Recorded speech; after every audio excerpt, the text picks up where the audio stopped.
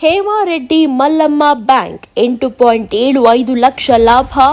M R Patil. ಇಲ್ಲಿನ APMC ಆವರಣದಲ್ಲಿರುವ ಹೇಮಾರೆಡ್ಡಿ ಮಲ್ಲಮ್ಮ ಸೌಹಾರ್ದ ಪತ್ತಿನ ಸಹಕಾರಿ ನಿಯಮಿತ ಇಳಕಲ್ ಬ್ಯಾಂಕ್ನಲ್ಲಿ 16ನೆಯ ವಾರ್ಷಿಕ ಸರ್ವಸಾಧಾರಣ ಸಭೆಯನ್ನ ಸಸಿಗೆ ನೀರು ಹಾಕುವುದರ ಮೂಲಕ ಉದ್ಘಾಟಿಸಿದರು.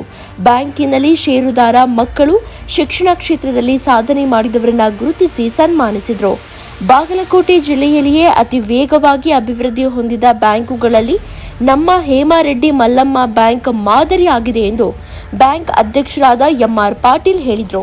ಬ್ಯಾಂಕಿನ ಉಪಾಧ್ಯಕ್ಷರಾದ ವಸಂತ ಗುಡೂರು ಮಾತನಾಡಿ, ಹೇಮಾರೆಡ್ಡಿ ಮಲ್ಲಮ್ಮ ಸೌಹಾರ್ದ ಪತ್ತಿನ ಸಹಕಾರಿ ಬ್ಯಾಂಕಿನ ಆರಂಭದ ಅಧ್ಯಕ್ಷ, ಉಪಾಧ್ಯಕ್ಷ ಹಾಗೂ ಪದಾಧಿಕಾರಿಗಳಿಂದ ಅಭಿವೃದ್ಧಿ ಪಥದತ್ತ ಸಾಗಿದ ಬ್ಯಾಂಕ್ ನಿರಂತರವಾಗಿ 16 ವರ್ಷಗಳಿಂದ ಲಾಭಾಂಶದತ್ತ ಸಾಗ್ತಾ ಇರುವುದು ಖುಷಿ ತಂದಿದೆ ಎಂದು ನಿರ್ದೇಶಕರಾದ ಅರವಿಂದ ಗೌಡರ ಮಾತನಾಡಿ, ಪ್ರತಿ ವರ್ಷ ನಮ್ಮ ಬ್ಯಾಂಕು ಅಭಿವೃದ್ಧಿ ಹೊಂದಲು ಬ್ಯಾಂಕಿನ ಷೇರುದಾರರೇ ಹಾಗೂ ನೌಕರರು ಮುಖ್ಯ ಕಾರಣವಾಗಿದ್ದು, ಪದಾಧಿಕಾರಿಗಳ ಕೆಲಸಗಳನ್ನು ನಾವೆಲ್ಲರೂ ಸರಿಯಾಗಿ ನಿರ್ವಹಿಸ್ತಾ ಇರುವುದರಿಂದ ಬ್ಯಾಂಕ್ ಅಭಿವೃದ್ಧಿ ಹೊಂದುತ್ತಾ ಇದೆ ಎಂದು ಹೇಳಿದರು.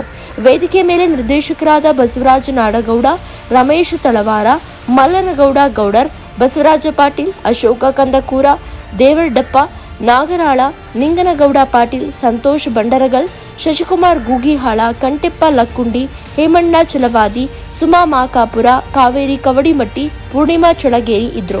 ಕಾರ್ಯಕ್ರಮದ ನಿರೂಪಣೆ ಮಹಂತೇಶ ಮಾಕಾಪುರ ಮಾಡಿದ್ರು.